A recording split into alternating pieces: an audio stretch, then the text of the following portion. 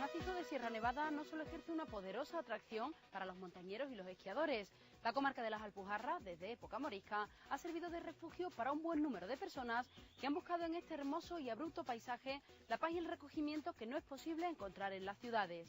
Hoy, las Alpujarras siguen reuniendo a una variopinta comunidad de vecinos llegados desde todos los puntos del planeta.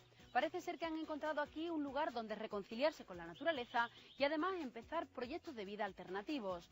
A esta singular comunidad dedicaremos nuestro primer reportaje. El resto de ofertas de contenido de Espacio Protegido se la avanzamos ahora en titulares. Nuestra ruta nos llevará hasta las aguas del río Tinto, en Huelva, un paisaje que no parece de este mundo. Revisaremos...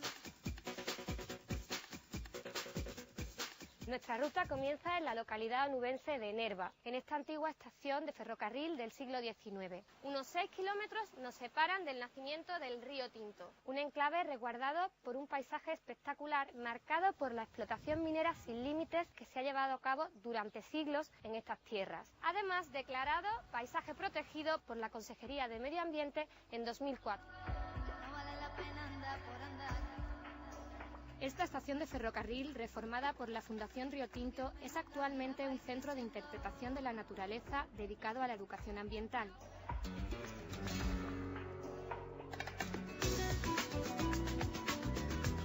Junto a uno de sus monitores nos adentraremos en un sendero cercano, siguiendo siempre el curso del río Tinto y las antiguas vías del tren.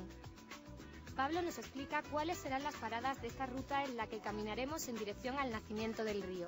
La ausencia de vegetación y el impacto de la acción del hombre en el paisaje serán dos de los denominadores comunes de este sendero.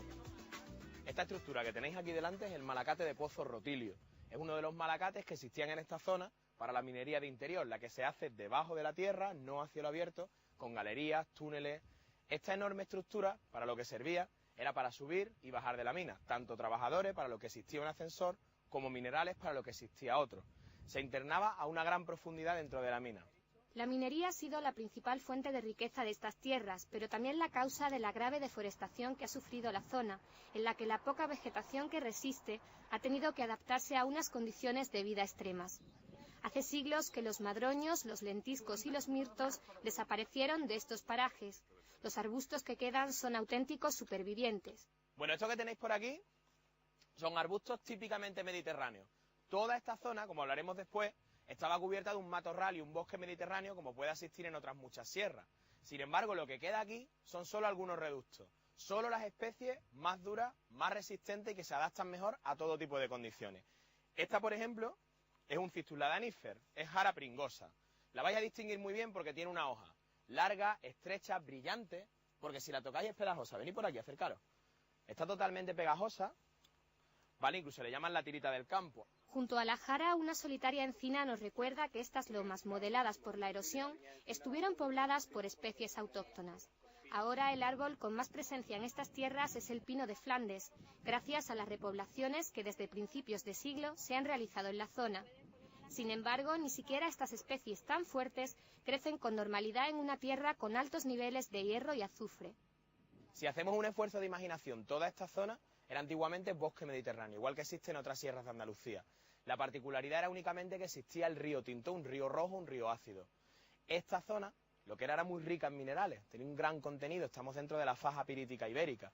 Hay una enorme cantidad, sobre todo de pirita, de la cual se puede extraer azufre, se puede extraer hierro. Además aquí también hay cobre, hay restos de oro, de plata. Todo eso se viene extrayendo desde tiempos de los romanos, que fueron los primeros que deforestaron esta zona. Pero la parte más intensiva de explotación se hizo más recientemente con los ingleses. Cuando llegaron aquí los ingleses, que además compraron estas tierras, trajeron la minería a cielo abierto, las cortas, y además continuaron con una técnica que ya venía de los españoles del siglo XVIII, la calcinación al aire libre. El mineral se quemaba. Para quemarlo hacía falta una gran cantidad de leña, por lo cual la deforestación se hizo todavía más intensa y dio como resultado lo que estamos viendo ahora de lomas peladas, y además ese mineral que se calcinaba soltaba una enorme cantidad de humos tóxicos a la atmósfera, que al mezclarse con las nubes daba lluvia ácida.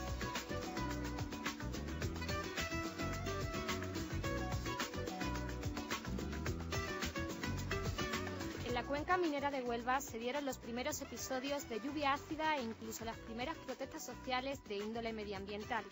Resulta paradójico cómo un territorio totalmente devastado puede convertirse también en un entorno singular y único en el que a la riqueza mineral se une una peculiar fisonomía, convirtiendo la zona en lo más parecido a Marte en la Tierra. En parte, la comparación con el planeta rojo se debe al color rojizo de esta roca, la goetita, popularmente conocida como gosan, de la que se extraía el oro y la plata. Pues lo que tenéis aquí es la pirita. A esto se le llamaba en la zona, a la pirita y sobre todo a la calcopirita, el oro de los tontos. El oro de los tontos porque muchas personas llegaban a esta zona atraídas por las noticias de que aquí existía oro. El oro no estaba aquí, el oro ya hemos visto antes que estaba en el gosan, en ese mineral rojizo. Este mineral, la pirita, está formado por azufre y por hierro, es sulfuro de hierro. El gosan, la pizarra o la pirita esconden la historia de esta tierra y son las responsables de uno de sus principales enigmas, el color de las aguas del Tinto.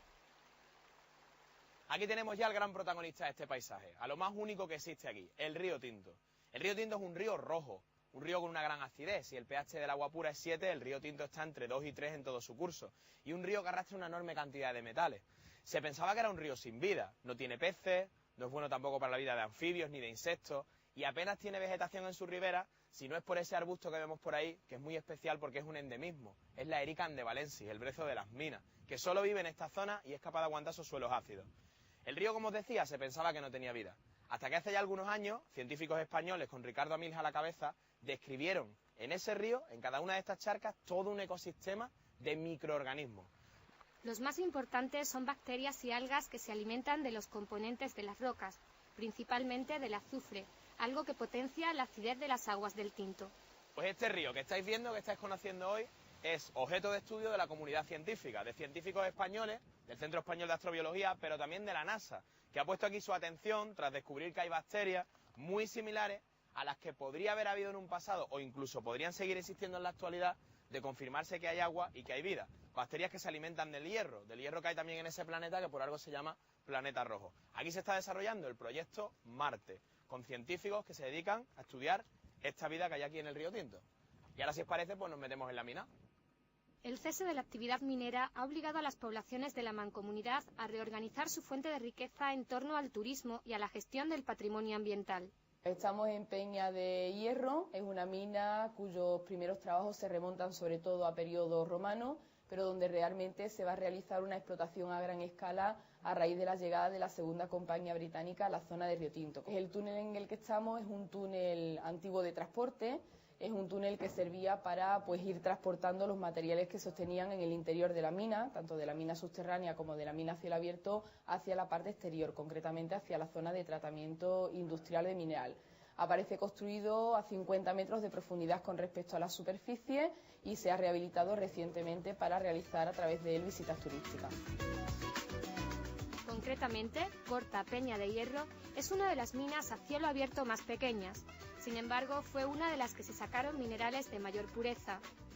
Este lago artificial de 85 metros de profundidad se ha formado debido a los años de inactividad en la mina.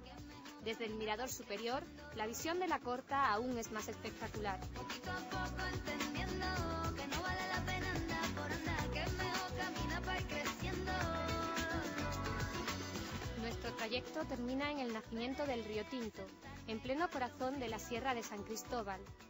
Este es el lugar donde comienzan los misterios de un río que ha despertado la curiosidad del ser humano desde la Edad Antigua. Según una leyenda de la zona, cuando los ingleses se fueron de la comarca, destruyeron todos los caminos que llevaban al nacimiento del río. Hoy, nosotros lo hemos encontrado. De nuevo, días claros.